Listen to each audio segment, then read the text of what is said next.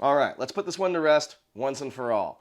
This is one of the most common issues we see, whether we're training or whether we're judging, right? And we see it all over the place. And it has to do with this guy right here and this guy down here. So, number one issue that we see, an easy one to cut out right now, and I'm going to show you, is right face. Or open ranks, march. Did we see what happened? Whether we're drilling in accordance with the Marine Corps order or the training circular, at no time should the rifle be lifted to trail arms on the preparatory command of a movement, right? All the manuals describe it happening on the first count and not on the preparatory command. Dead giveaway that we didn't go back and read our particular manuals. We should never see a movement of the rifle up on a preparatory command. Easy one to knock out. Second issue that we see, right, is about order arms. Specifically, we have 1, 2, and we're here. And whether we're 3 inches off the ground for the Marine Corps, approximately 3 inches, or whether we're about 1 inch for the training circular, we see a couple of things happening that are common between those two manuals. The first one is that they describe how to place the rifle down on the ground. And both of the manuals say gently, gently. In other words, when we see teams go and they slam that rifle down hard, either to accentuate the end of the movement, which is kind of a competitive trick, we don't want to do that at all, or whether they're just not thinking about it and just letting gravity take the rifle, and it's making a lot of noise as the rifle gets set down, we want to make sure that we are clearly performing that word gently, meaning that there should be only minimal incidental sound. And no matter how we accomplish the last count, right, or in either case, minimizing that sound to perform the word gently is key. Next, let's talk about this hand in relation to the lowering of the rifle. Both manuals describe it happening simultaneously at the same time, right? So if we're lowering in one count, that's an easy one right there. If we're lowering slowly, showing that we're putting the rifle in motion at the same time that this hand goes down, what we see a lot of are things like 1, 2, place it down and then cut, right? We don't want to do that.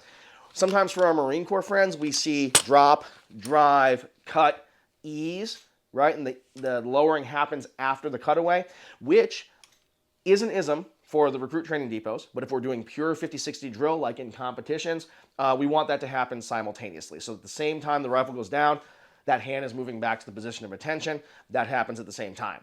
Now, let's talk about facing movements or left step and right step, right? Specifically, what do we do with this guy once we're done? Now, we see this less with our Marine Corps friends. Marine Corps folks typically understand face together, then we're lowering that rifle back down. We see that less commonly with them. But for our Army executing friends, you're drilling in accordance with the training circular, many times what we see is something like this. And I want you to watch very closely because we have to talk about this very specifically.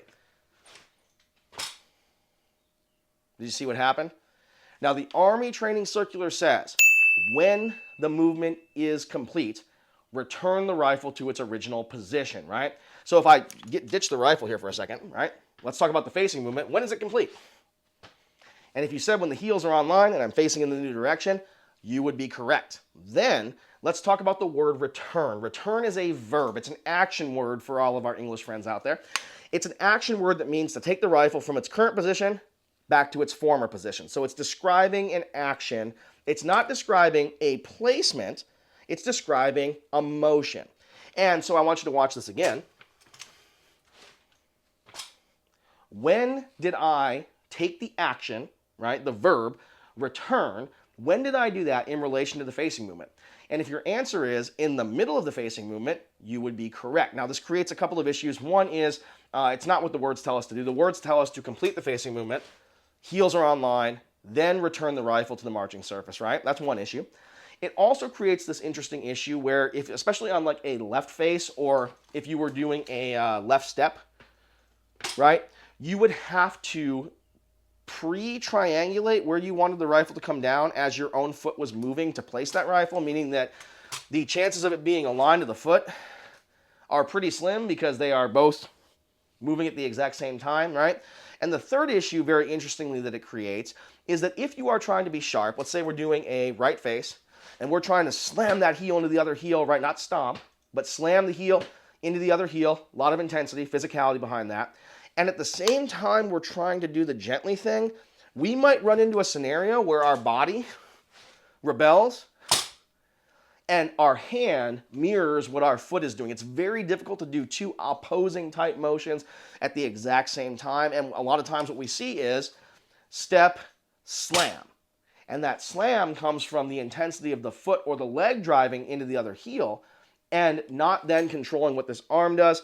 Again, that doesn't fulfill the requirement of gently. So we want to make sure that we complete the movement. Movement's complete. Then we return the rifle to its original position as in the position of attention. If we were to fix these key issues with this guy right here, going back to the marching surface or coming up from it, we would be infinitely better at everything that we did that involves stationary, drill, and the rifle.